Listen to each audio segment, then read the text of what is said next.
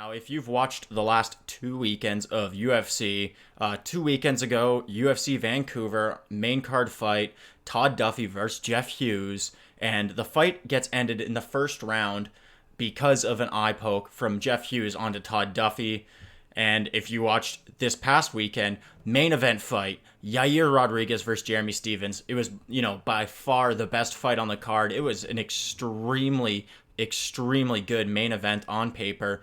Everybody was dying to see it. That card was also a little bit of a lackluster card, especially compared to like the free card coming up this weekend in UFC Copenhagen.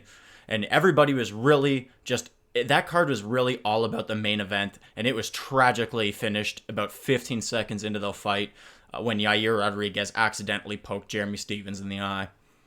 Now, if you're one of the people out there that's saying, Todd Duffy or Jeremy Stephens, that they're faking it or they're wimps for backing out of the fight because they got poked in the eye, then you're the scum of the earth. And I'm not exaggerating. You're just a bad MMA fan if you think that Jeremy Stephens quit because he didn't want to fight. Jeremy Stephens is the quintessential fighter in the UFC. He's got some of the most experience in the entire game. Jeremy Stephens didn't even realize that you could turn down fights. There was a famous interview where somebody asked him about if he ever thought about turning down a particular opponent because it was a bad stylistic matchup, and he deadpan said, "I didn't even know we could turn down fights." He didn't realize that was even a possibility. He's a guy who's fought at 55, he's fought at 45, one of the toughest fighters in the history of the sport, one of the most violent, reckless fighters in the history of the sport. He obviously didn't quit out there. He couldn't open his eye. Herb Dean did a masterful job refereeing in that situation and maximizing Jeremy Stephens' opportunity to try to recover, and he just couldn't recover. So that fight I actually saw today is rebooked for UFC Boston here shortly. It's going to be a co-main event fight, and I'm still very excited for that matchup. I can't wait to see it. But the underlying issue here isn't, that Jeremy Stephens or Todd Duffy aren't tough guys. Like that blows my mind that anybody would even think that that's a story. Even if one of them did quit. Like, the fact that you're going to call out a UFC fighter for not being a tough guy is just the most ridiculous thing that a fan could possibly do. And this issue is a fundamental issue of the sport, eye pokes. And it goes deeper than, just the glove technology, which I'm going to get into. It goes into the scoring criteria of the sport and judging being fundamentally flawed because it's a borrowed system from boxing, the 10-point must system for scoring rounds and fights, and it's just antiquated. It's not the way that MMA fights should be judged, and that's really the reason why. Like, when you boil down the issue, it's the judging criteria of the fight that really affects eye pokes, and the glove technology for sure is also a major thing that affects eye pokes in a fight, obviously. So those are the two things that you really need to look at fixing if you want to eradicate the sport of eye pokes, because obviously it's a real issue. 2 high-profile fights in back-to-back weeks, main card fights. In the case of Jeremy Stephens, Yair Rodriguez, a main event fight had to be stopped in the first round because of eye pokes. And the UFC is in a 5-week stretch right now. They're in Abu Dhabi, a few weeks ago. They're in Vancouver, Canada, Mexico City, Copenhagen, and then Melbourne, Australia. 5 consecutive weeks. That's their schedule. The UFC, as an entity and a corporation, is just treading water.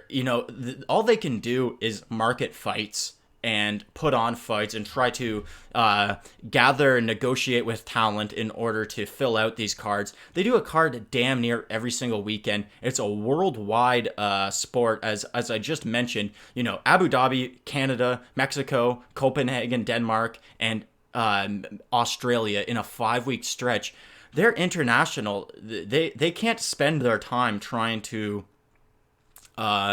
worry about the rules of the sport and stuff like that. And it's really sad because the UFC is the leader of mixed martial arts, obviously. And what they do really determines how the sport develops, and, they're uninterested in starting a 165-pound weight class. And that's, I think, really stifling the growth of the sport. They're unwilling to look into judging criteria and things like that. And I think that's stifling the growth of the sport. And when I say judging criteria has a lot to do with the eye pokes, I'll get into that in a second. First, I want to talk about glove design a little bit. I just wish that somebody won championship or PFL or Bellator or KSW. There's so many other big MMA organizations out there. Even smaller MMA organizations, like a Titan, or, like the middle sort of level, like UFC's top, and then there's the organizations I just described, and then there's, the Titan FCs and things of that nature. I wish somebody would just try some different gloves so we could have some data on it and actually see, what percentage, compare eye poke percentages in like UFC fights to, what the new glove design would be. And, I don't know what the new glove design could be exactly, but, maybe a glove that covered over the fingers, just went to like the first digit type of a situation. So you had a full padding over top to there, but then this whole middle part of the fingers would be open, so you could still grab for being able to, grab your own bicep or be able to grab for wrestling. But, there'd be padding over the top, so that way you can't extend your fingers and poke somebody in the eye. It would just be a flat, soft, leathery, padded sort of material there, maybe with like an elastic band across the bottom digits of the fingers, to keep your hand firmly entrenched inside the finger ends. I don't know if that's a good idea or not. I would like to see it tried, something like that. Or even, Everlast has created a glove before that just nobody's tried. And it just kind of goes up to sort of the middle digit of the fingers. So the tops of the fingers are still exposed, but it goes to the middle digit of the fingers and it forces your hand into a bit more of a curved position. So if you think about it, like when you stick your hand outward to, you wouldn't be able to poke your fingers straight out, thusly, like your fingers would have a bit of a curve to them. So you wouldn't have the same kind of eye pokes. And you could say, hey, fighters, why don't you just close your hands?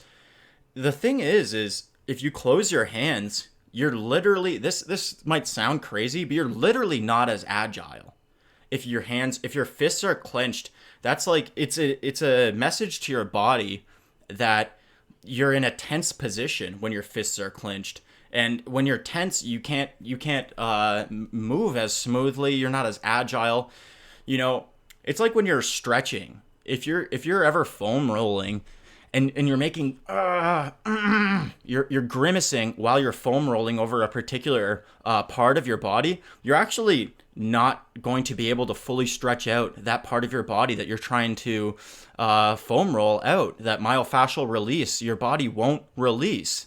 If you're gritting your teeth and you're working against it, you have to actually smile and have like a positive attitude about it. I know it sounds crazy, but it's actually scientifically true. You can't have a proper myofascial release if you're having a negative reaction to it as it's happening. You need to smile, you need to relax, and that's going to allow the muscle to stretch itself out on like the foam roller or lacrosse ball, softball, whatever you're doing. That's a tip if you are a kind of guy who likes to foam roll and you're foam rolling over your hammy or your quad and it's tight and you're grating your teeth about it. You're actually doing yourself a disservice. You won't be able to get the same kind of myofascial release if you're like that. And it's the same thing. If you close your fist, it's a sign to your body that you're in a tense position and you won't be able to flow as smoothly. So telling a fighter to simply close their hands, that's an unreasonable thing to ask of a fighter. So we need to improve the glove technology to stop it.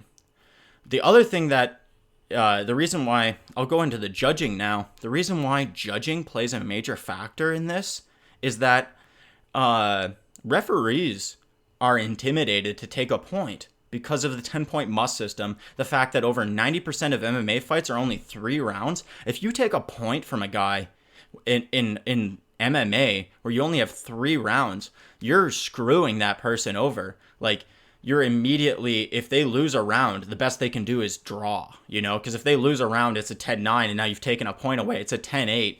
Even if they win the next 2 rounds of the fight, the best they can do is draw, so unless if they can score a 10-8, but you get the point. It's a significant thing to take a point away in mixed martial arts because you only have 3 rounds to work compared to boxing. You have 10 or 12 rounds. If you take a point away, you can make that up in the later rounds. Like if you watch Floyd Mayweather fight, even against like the Conor McGregor fight, for example, if you're an MMA guy, I'm sure you watched that fight. Floyd gave away the first 4 rounds of that fight because he didn't need to win them. He didn't need to try in them. He just let Conor punch himself out. He let him work himself into exhaustion because he knew he was going to have 8 rounds after that. Like, you can't just take rounds off in MMA. The scoring it's too important.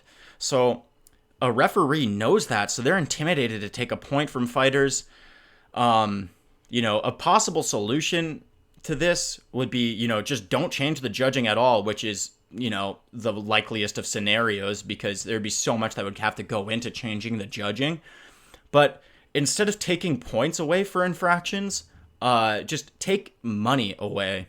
And I hate to try to take money away from a fighter, but at least if you're taking money away, you're giving it to the other fighter. Like Pride used to have back in the day, they used to have a yellow card system for people who were stalling or whatever. And if you got a yellow card, you forfeited 10% of your purse to the opponent. What if you had infractions in MMA where if you kick a guy in the nuts or you poke him in the eye or you grab the fence, it's immediately, if the referee determines it to be a minor infraction or a major infraction, let's say a minor infraction, you automatically forfeit 5% of your purse for any infraction. I bet people, if their money was on the line, they would make damn sure that they weren't poking eyes. And I don't think people are poking eyes on purpose, but they would be extra making sure that they aren't poking eyes. And then, you can make it like 10% for a major infraction. Like when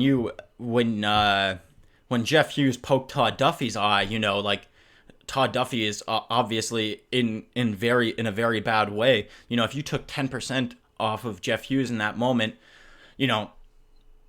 it would be a bit of a consolation for Todd Duffy, and it would make a guy like Jeff Hughes, which I don't think he was dirty, I don't think he did that on purpose, but it would make guys extra diligent and extra careful about making sure that they didn't commit any infractions. And I understand, infractions are 99.9% of the time they're accidental, but if you had some kind of disincentive to committing fouls, like a monetary type of situation, I think that might actually go a long way towards stopping fighters.